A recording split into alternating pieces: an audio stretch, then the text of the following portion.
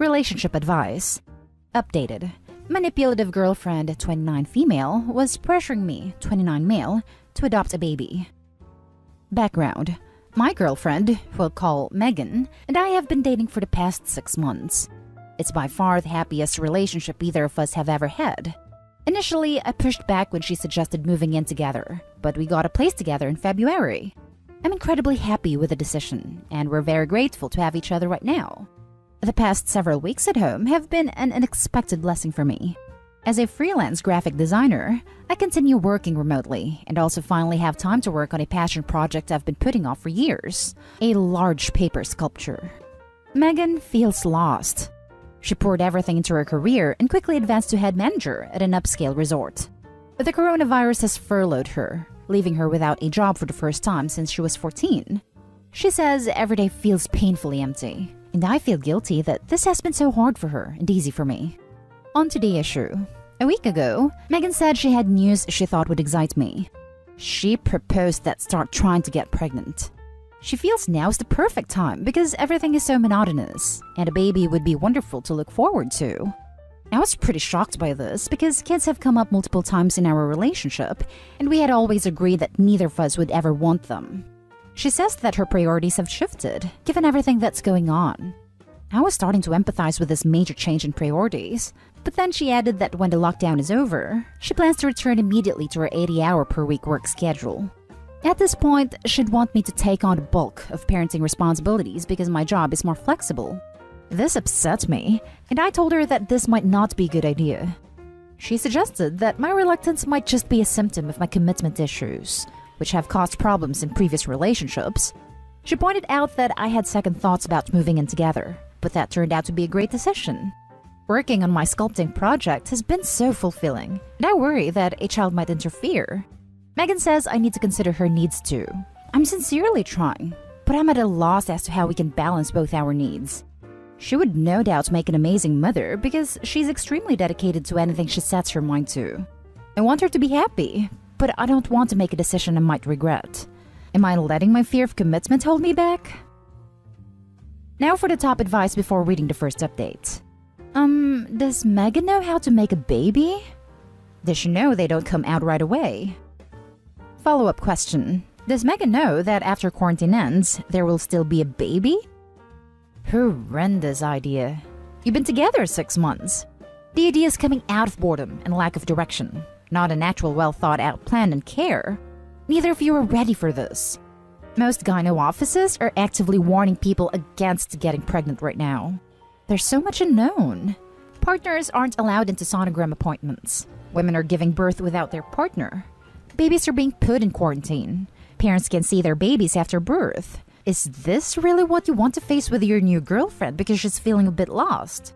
This is a rough time in all of us. Having a baby in reaction to that, especially in your scenario, is a monumentally terrible idea. I appreciate your thoughtful comment. The lack of medical support is something we have talked about and take seriously. How flipping seriously could you be taking it if you're entertaining the idea of having a child that you don't really want under those medical conditions just so your girlfriend will feel less bored? How is this even something you're considering at all in any way, shape, or form? I wouldn't say that your commitment issues are the problem. The emotional manipulation on her part is a huge red flag though. The lockdown could last a long time, but she could be back at work in a month or 2. So what then? This is a seriously irrational decision and not one that should be decided in one day because she's bored. I don't want to make it seem like she's manipulative because she's a great partner and we communicate well. Not sure where you're located, but we're in the US, and projections are that the hospitality industry is going to take a long time to even start to recover. Now for the first update. A month ago, we found out it's a boy. My girlfriend was devastated because she's always imagined raising a strong and confident girl. I tried to comfort her by suggesting we try again after this pregnancy, but she didn't like the idea of getting pregnant again so soon. After a few days, she concluded that adoption would be a better solution. She says she's really happy about this decision because it guarantees us a girl, and it allows us to start the adoption process while she's still out of work. I'm excited to become a father, but 2 newborns feels overwhelming. That said, throughout our relationship, my fear of commitment has always created problems. I was reluctant at first to move in with Megan or to try for a baby, but she inspired me to face my fears, and she ended up being 100% right. I love her passion and enthusiasm, and I know that she's going to be an amazing mother because she can do anything she sets her mind to. How can I approach this adoption decision rationally instead of letting my fear of commitment cloud my judgment? I want to have a mature conversation with Megan that communicates my fears while prioritizing our family. I remember your last post. This is terrifying. Your girlfriend didn't help you overcome commitment fears. She manipulated you into moving in together after just 12 weeks of dating, manipulated you into thinking having a baby to break the monotony of quarantine was a good idea. It is a terrible idea. And is now trying to manipulate you into adopting because she doesn't want a boy. How do you not see how manipulative and crazy she is? She's bored in quarantine, so she thought having a baby was a good idea? She wants to put herself and a baby at risk by having to be in doctor's offices, the hospital, etc. She thinks 2 infants is a good idea? My dude, I'm very worried for you. This woman is totally irrational, and you don't see it. Dude's pretty stupid and careless if he already creates a baby with someone he only lived together for 3 months. It's my understanding that newborn babies are the most sought-after age group and in high demand. You two are not married. You've only been together a year. This is your first baby. I don't think a reputable adoption agency would even entertain your application. Especially for the reason, could you imagine? Social worker. Okay, I see you two are expecting a baby already. What brought you to adoption as well? Did you want twins or something? Them. Well, the problem is she's growing a boy, and well, gee, we just really wanted a girl. WTF? Okay, they probably won't allow Get to adopt while pregnant. This is probably hormones talking. How sad for your son that she's barely interested and really wants to replace him. But like I said, it's probably fear and hormones talking. When she sees her son, hopefully her whole view of the world will change and be beautiful. Also, maybe have a counselor lined up and ready to go. I'm worried about postpartum depression hitting since she has this preconceived notion of what she wants. Actual life may hit pretty hard. Edit. I read your previous post. This girl sounds incredibly manipulative. Oh lord. Reading his last post knowing that she actually convinced him to get her pregnant is so eerie. Now for the final update. My girlfriend Megan had her heart set on adopting a baby girl, and I was trying to be considerate of her needs. I somehow saw a strong future with her despite all the crap I now recognize as manipulation. Last week, she told me that she decided on a name for the baby, Jessica. And all of a sudden, it hit me. Yes, she used the word decided. She never even considered that I should have any say whatsoever. I thought back to all the comments in my previous post telling me that Megan was manipulating me, steamrolling me, and gaslighting me whenever I needed my voice to be heard. Once I saw it, I couldn't unsee it.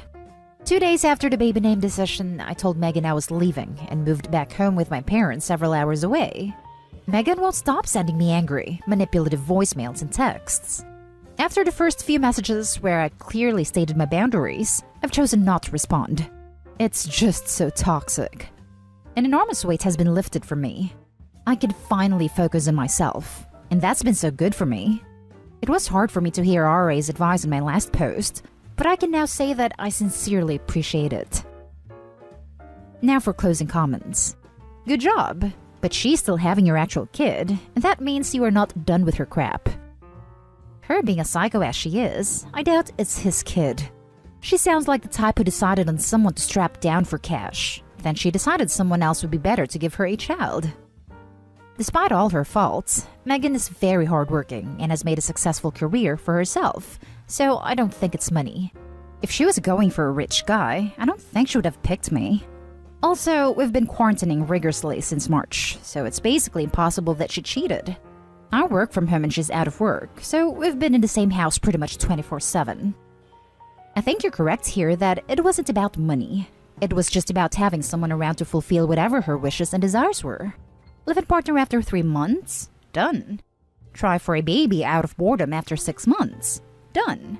I'm really proud of you for stopping this before getting into an adoption together and taking yourself home. All of us here support you.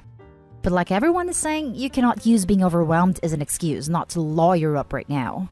It's like getting into a car accident and going, I'm in too much pain to deal with calling an ambulance and getting to a hospital. All that does is make things harder and more overwhelming later on. Ask your parents to sit down and do it with you if they're willing.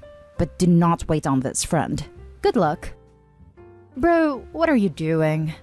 I remember your last post, and man, you need to work on not being a pushover.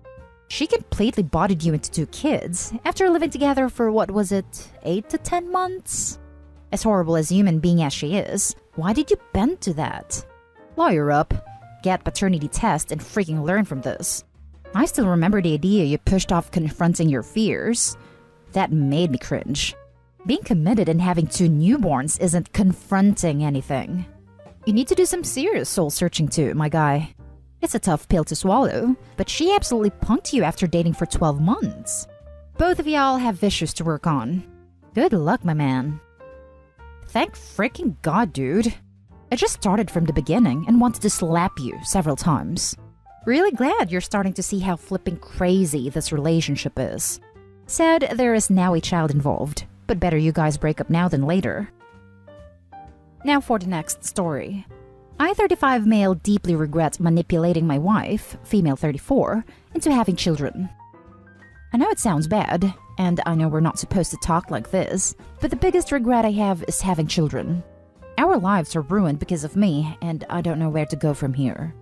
My wife and I have been together 12 years, married 6.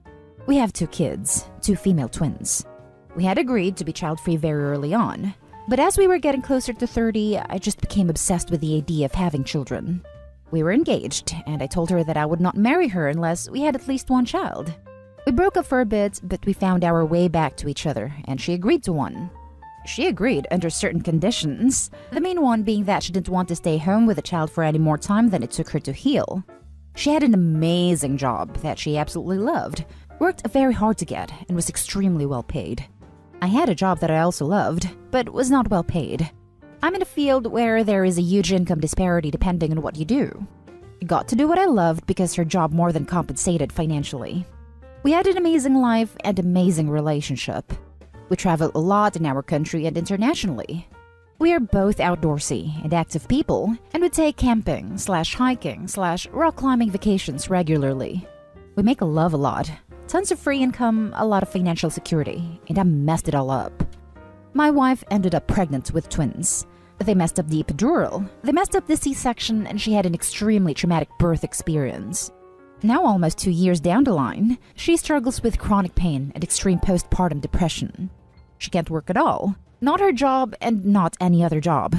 She can barely walk more than half an hour at a time without pain, and her mental state means that she absolutely shouldn't be responsible for patients. She went from a high-powered position to laying in bed and crying all day. I honestly don't think there's been a day since the birth that she hasn't cried. We haven't been intimate in more than 2 years. My mom moved in with us to help raise the kids, and she's old school and doesn't believe in mental health. She's not the nicest to my wife, and they're alone all day. There is no one else we can ask, and we can't afford other help. She's in therapy, she's on medication, we've seen all the doctors we can see. I went from low-stress job I loved to a higher-paying one I hate. I work 12-plus hours days and even weekends sometimes, and we are still struggling. I miss my old life so much. I miss my work and my friends, and above all, I so desperately miss my wife. Our children are being raised by my mom primarily. I spend as much time as I can with them, but I barely know them. I don't know what I was looking for when I wanted kids, but it certainly wasn't this. I don't blame them for anything, but I have a hard time bonding with them. My wife spends most of her time in our room and interacts with them when I'm there or during therapy. I don't think we're doing a good job with them. They're well cared for by my mom, well fed, happy and safe, but I don't think we are as involved as parents should be. I'm struggling and seeing a way out. Therapy is helping, but the progress is so slow. I don't really know what more to do right now. I feel so much hatred for myself.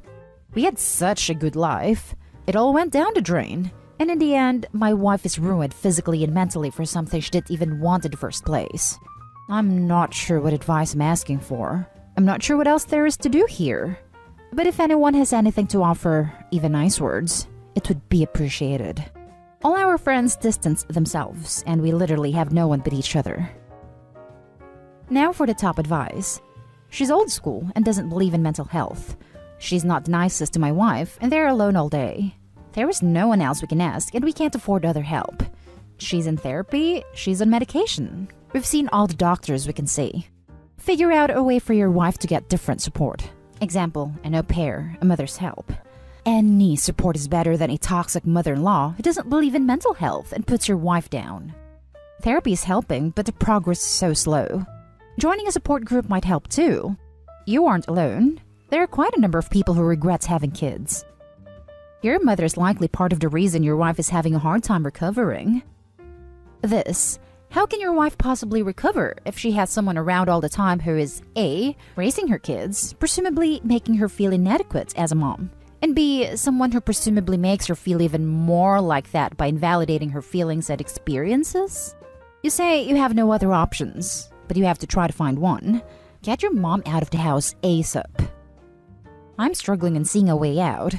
There is your issue right there. You were looking for a way out when there isn't one. You struggle through this, not look to run away. Keep doing what you are doing with the therapy and keep working towards being better parents. Ditch your mom and figure out something else if she can't be supportive. It's extreme, but maybe there is a way out through giving a family member temporary guardianship or even adopting them out. For the kids' sake, they don't really have parents as it is. I think Opie is reaping what he sowed, but at the kids' expense. If they won't do that, they need to severely downgrade everything and hire help. He should see if his bank can give him financial advice. At least there would be a chance for mom to start recovering after the terrible mother-in-law is gone. Does she even want to stay married to you, or would she rather divorce you and live a life alone, seeing the twins part-time? What does she want? What does your wife need now? She is very important here. With just your income alone, plus your wife's new disability status, you might qualify for state-supported childcare. You are very strong against your wife. Be equally strong against your mom. Give her the same ultimatum. Talk to her firmly and tell her that you won't be her son, and she will have no grandkids if she cannot treat your wife kindly. Does your mom know what you have costed her daughter-in-law? Your wife cannot possibly heal with your mom there. Agree 100% with this comment. The wife's wishes need to come first, and if she wants a divorce, that needs to happen. And that's the end of this video, folks. As always, leave a comment and hit like and subscribe. And if you want more of this content, turn your notification on to get updated on the latest videos. And I'll catch you in the next one. Stay safe.